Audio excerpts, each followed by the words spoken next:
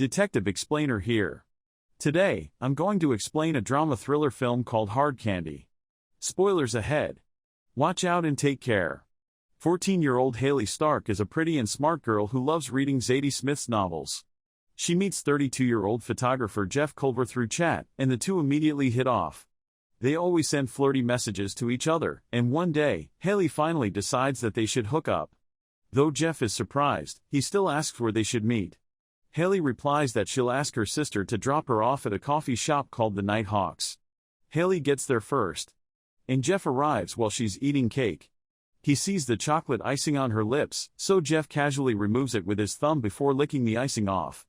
Hayley then tells him that he doesn't look like the kind of guy who has to meet girls on the internet, to which Jeff disagrees. He thinks it's better to meet people online first, as it lets you get to know them on the inside. Since he's a photographer, Jeff learned that people's faces lie. This intrigues Hayley, and she asks him if her face lies. To this, he teasingly replies that all he sees is a girl who loves reading Zadie Smith and loves listening to Coldplay and John Mayer. He then adds that she is a girl in desperate need of chocolate. Amused, Hayley chuckles and agrees before ordering more chocolate along with a decaf latte. As they sit and continue their conversation, a poster on the wall shows a missing girl, Donna Maurer. Jeff then asks what's in her bag, and she says that she brought books to read just in case he stood her up. She continues talking about the books she likes to read, then Jeff asks her if guys hit on her in school. Hayley smiles and asks him if he's jealous, but he retorts that he's just admiring her. He comments about how Hayley looks and acts older for her age, making her smile wider. Jeff admits that he wasn't expecting someone as impressive as her, and Hayley replies in kind.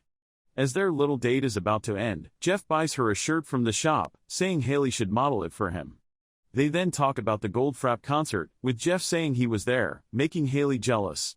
When asked if the show was good, Jeff tells Hayley that he's got a bootleg MP3 of one of the songs from the concert. Though she wants to listen to it now, Jeff insists that he'll just send it to her since he can't just take her to his house. However, after a few more persuasion and flirting, Jeff agrees to take her home. At his house, Jeff offers Hayley some water. But she refuses to drink, worried that there's something in it. Instead, she volunteers to make a screwdriver for them. While making the drink, she asks why his model's pictures are on his walls instead of magazines. The charming photographer replies that his house is his studio, so it's important to him that his clients see his giant portfolio once they walk into his home. Hayley is surprised that the photos were taken in the house, so Jeff shows her where he takes the pictures. Inside the studio, they continue talking about Jeff's clients, then Hayley offers to make some more drinks. They head to the kitchen. And Jeff assumes that Hayley's wondering how many of his models he slept with. When she confirms it, he says none. Of course, she doesn't believe him, but Jeff informs her that most of them were underage and that he'd be arrested if they did sleep together. Not entirely convinced, she inquires as to why he wasn't arrested for photographing them like that. After all, his young models look seductive in his photos, but Jeff assures her he's aware of the legal boundaries. Finally, he admits to sleeping with one of them when they were younger, and when Hayley questions if she's one of the girls on the walls, Jeff replies no. Without invitation, Hayley goes to Jeff's bedroom, where she finds more than one photo of a girl on the wall. Jeff tells her that the girl's name is Janelle, and Hayley sees the date March 19th at the back of the photo. Hayley assumes that Janelle was Jeff's girlfriend, and he says she's right, adding that he's learned everything he knew from practicing on her. Hayley then asks where Janelle is, and Jeff tells her that she had signed with Ford after that photo shoot. Suddenly, Hayley says that she recognizes Janelle from the magazines, then remarks that he still loves Janelle. However, Jeff denies it, saying he only loves how simple things were back then, and he doesn't want to forget that. But beyond that, they've moved on. The two sit down and Hayley observes he must be lonely, but he tells her that he's not. To lighten up the mood, she asks him to take photos of her, but he's reluctant, saying taking pictures of girls means they have to open up. Jeff keeps pausing while speaking as if he's feeling ill, but he tells Hayley he's fine when she asked. After finally agreeing to take photos of her, Jeff invites Hayley to his studio.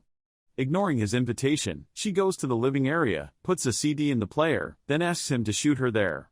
Loud music starts playing, and Hayley begins to dance and strip off her clothes while standing on the couch. Jeff starts feeling dizzy and tells her to stop the music, but he starts taking her pictures anyway. Hayley teases Jeff with her poses, and as she continues dancing on the couch, Jeff tells her to listen to him. When she ignores him, Jeff gets pissed and shouts, ordering her to sit down. He then staggers, saying he doesn't feel good before finally losing consciousness. Jeff wakes up in a dizzy haze, bound to an office chair. When Hayley shows up, she confesses to drugging him. Thinking that Hayley tied him for fun, he asks why he's tied up, and with a serious tone, Hayley tells him that playtime's over. She lets Jeff know that this isn't a joke. And when he demands her to let him go, she only tells him to be patient. Hayley leaves to check something. And when she returned, Jeff asks her what she's doing. She returns the question, demanding to know why he lives in a house filled with photographs of half-naked teenage girls. Jeff screams for help as she speaks. So she sprays something into his mouth saying no one will hear him. She says she waited exactly for that day, making sure that his neighbors are away. Hayley warns him to keep quiet or she'll spray bleach into his mouth. Next shocked. Jeff accuses her of stalking him, but she says he's the one stalking her. She reveals that she went to different chat rooms using various nicknames and that he talked to all of them but dropped them as soon as he found out that they weren't as young as her. She also states that he'd always seemed so knowledgeable about every band or singer she'd mention, but he also took a while to reply, probably because he had to look them up. Still left with the belief that Hayley's playing around, Jeff promises that he only wanted to impress her. That doesn't mean that he deserves to be tied up and tortured. Surprised by his choice of words, Hayley retorts that what she's doing to him is nothing. Hayley sits on the couch and then mocks Jeff for doing extensive research about her even though he knows she's only 14, but Jeff insists that he's a decent guy and tells her that she can ask his models about him. However, Hayley sarcastically replies that those girls were his work while she was his play. Jeff is quick to defend himself, claiming that Hayley is coming on to him. Hayley only scoffs at this, telling him that that's what all degenerates like him say and that they always put the blame on the kid. Hayley admonishes him, and since he's the adult, he should ignore a kid when she says something flirty instead of encouraging it. Jeff then replies that he's been lonely, which makes him stupid. But he maintains that he's not into kids. He swears that this is all a horrible mistake before demanding her to untie him again. His reasoning only makes her mad, and Hayley says she'll call a cab for herself once she's ready to go. She'll call another one to let him loose, too, only she isn't sure when that will be. Hayley takes Jeff to his bedroom and go through all his drawers, looking for anything that will tell her what kind of a child-loving degenerate he is. Jeff repeats that he's not a degenerate, then instructs her to open a drawer in the living room where she'll find prints of his work for different environmental groups.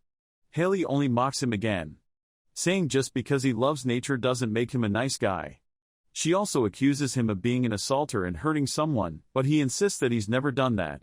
As they argue, Hayley finds letters in Jeff's drawers, and when he protests that those are his, she ignores him. Hayley reads Jeff's letters, saying he's lied when he said he didn't love Janelle anymore. Jeff argues that he thought about selling them on eBay, but Hayley doesn't believe him. Eventually, Jeff tells her the truth about how he considered sending them to Janelle to remind her how despicable she was. When asked if Janelle broke his heart, Jeff only evades the question. After a few more questions about his ex-girlfriend, Hayley goes through his computer and learns that Jeff has pulled off photos from the net, but she can't find them. So, Hayley asks him where the hiding place is, but Jeff promises he doesn't have one. Hayley notes that she searched the house and hasn't found a single vulgar material yet. Still, she realizes that maybe those pictures of teenage girls on his walls are his vulgar materials before concluding that he's probably hiding something more indecent. As issues running out of time, Hayley starts going through his filing cabinet and looking under his bed, only to find a gun in a small box. She tosses the gun on the bed and continues her search in the living room while Jeff tries his damnedest to break free. Hayley removes the photos from the walls, looks under the couch, and still, nothing. Before Jeff could break free, Hayley finds a safe. Hayley asks Jeff for the code, but he is determined not to give it to her. She contends that she'll figure it out, so he might as well just tell her, but Jeff keeps his lips sealed. When asked if her parents won't worry about her being late for dinner, Hayley says that they won't be. That's when Jeff deduces that since her parents are too busy to keep track of her, she reaches out to someone else who'd care. Thinking he might be able to trick Hayley with his honeyed words, he says that maybe she's mad at her parents for ignoring her. Hayley only listens to him, and as Jeff continues talking, he promises that they can talk about her problems, and he'll even call a cab for her. Getting emotional, Hayley walks up to him and asks him if he won't be angry at her, and he says he won't be. To Jeff's surprise and embarrassment, Hayley only starts laughing, asking him if he actually believed the trick would work on her. She sarcastically praises him for being good at what he does, like putting teenage girls at ease so they would tell him their secrets. Jeff tries to deny this, but again, Hayley only ignores him. Hayley takes Jeff back to the living room where the safe is, and after a few failed attempts, she's able to open the safe using the date at the back of Janelle's photo, saying that might be the year they first slept together. Inside are pictures of a girl that make Hayley thoughtful, saying federal laws are made for those kinds of photos. Hayley continues looking at them while Jeff watches, and a lone tear runs down his eye. She asks him what's so special about the girl in the picture before squatting in front of him, saying that she recognizes her. Suddenly, Jeff kicks her, and she hits her head on the table. With Hayley sprawling on the floor, Jeff slides his chair away from her. He goes to his bedroom, and despite being bound, he manages to dive on the bed and get the gun before returning to the living area, only to find Hayley missing.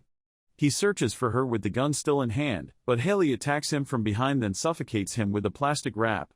Jeff struggles and tries to slide his chair backward to pin her against the closet, but he ends up losing consciousness. Upset about their fight, Hayley screams and repeatedly hits her back against the wall. When Jeff wakes up, he is bound to a steel table with no pants on, and a pack of ice on his private parts.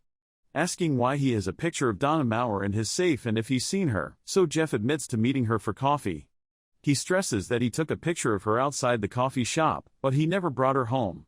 Doubtful, she says he could have thrown her photo away, but he chose to hold onto it instead. Hayley teases that he has something to hide, but Jeff tells her that even though he's crossed a line, he's not the monster she thinks he is. Jeff then tells Hayley to call the cops, saying he'll turn himself in, but Hayley only ridicules him, saying that he's just sick and has an addiction. Tired of arguing with Hayley, Jeff asks her what the ice is for. And she reveals that she plans to castrate him. As she is about to shave his privates, Jeff struggles, forcing Hayley to stop, saying that he's not numb enough yet. Trying to get out of his predicament, Jeff tells Hayley that once she cuts him, she'll never forget it. He claims that hurting a person changes someone and that it will change her. He also adds that the things she'll do will someday haunt her, but unfortunately for him, his sweet talking doesn't work on Hayley. As Hayley prepares to castrate him, Jeff screams for help, making Hayley spray bleach into his mouth. She warns him to stop moving before starting to shave the area around his private parts. Jeff panics, so he bribes her with money and anything that she might want to take, like his camera equipment. Unmoved, Hayley firmly tells him there's no way of talking her out of it.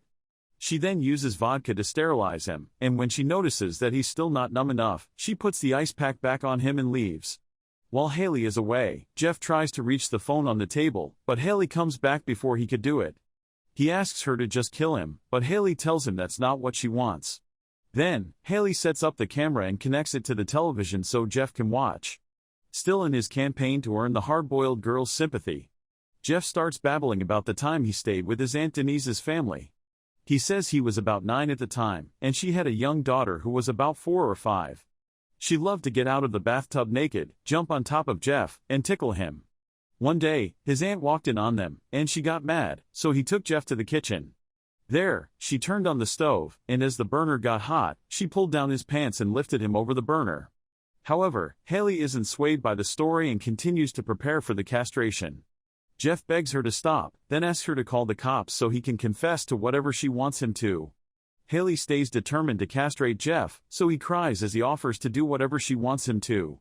Hayley proceeds with the castration, anyway, and tells Jeff that his sob story doesn't explain why he's the way he is. As she castrates him, Hayley describes every step she makes to him, which she read from the book she's brought, to make him feel worse. Once she's done, Hayley shows him his castrated private parts and asks what he wants to do with them. When Jeff doesn't reply, she throws them in the grinder in the sink. Their conversation goes back to Donna, and he still insists that he didn't do anything to her. Hayley suggests that Jeff should find the person responsible, then warns him ominously that he has no idea what's coming to him. Giving him a breather, Hayley tells him that she'll just take a shower, and when he threatens her that he will find her, Hayley reminds him not to make threats while still tied down. Hayley adds that the easiest thing for her to do would be to kill him, but as she's already mentioned earlier, that's not what she wants. Jeff painfully manages to untie his hands, and as he gets up, he is relieved to see that he isn't castrated, after all. The video playing on the television is just a VHS of castration procedures.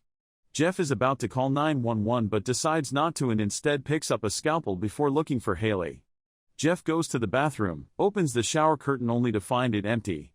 Hayley then appears from behind and pushes him into the bathtub before tasting him, making him lose consciousness once more. After all that, Hayley starts cleaning the house, carefully wiping her fingerprints off of everything. She suddenly sees Jeff crawling in the hallway, so she tases him again. Hayley then writes a suicide note on Jeff's laptop before posing as a police officer to call Janelle. She asks Janelle to come to Jeff's house immediately, saying there's been an accident. Jeff is bound once more when he regains consciousness, standing on a chair with a noose around his neck. Hayley then removes the rope supporting his body while was passed out. And with that, he starts to feel the pressure of the noose around his neck. Jeff calls Hayley insane, and while they talk, someone rings the doorbell. Jeff screams, but Hayley immediately gags him. When Hayley opens the door, it's just one of Jeff's neighbors selling cookies. With no cash, Hayley gets back inside to get money from Jeff's pocket before paying for them. When the neighbor is gone, Hayley asks Jeff to commit suicide by hanging, and in exchange, she won't expose him for killing Donna Maurer. Again, Jeff denies killing Donna. As Hayley steps closer to him, Jeff lifts his legs over her shoulders, using her to support his weight to get a chance to stand on the table. Hayley rushes outside while Jeff removes the noose around his neck and unties himself using a knife. Jeff goes after Hayley, not knowing that she has circled back to the house to get the noose. After leaving a clue on the ground, Jeff finally finds Hayley on the rooftop. Using Jeff's gun, Hayley orders him to get rid of the knife and put the noose back around his neck. There, she reveals that she called Janelle earlier and that she's on his way to his house. Hayley threatens him that if he doesn't kill himself, she'll remove her clothes and run into Janelle's arms.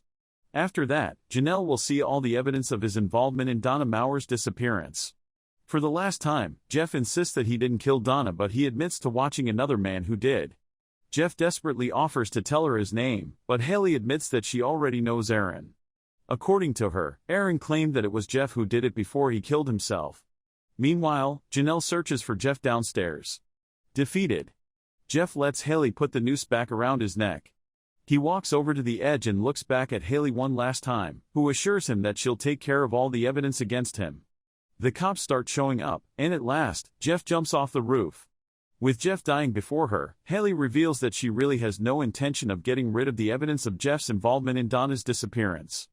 Finally, Hayley gathers her belongings and escapes through the woods. Subscribe to watch more videos like this. Turn on notifications. And leave a like, it really helps the channel out. Thank you for watching.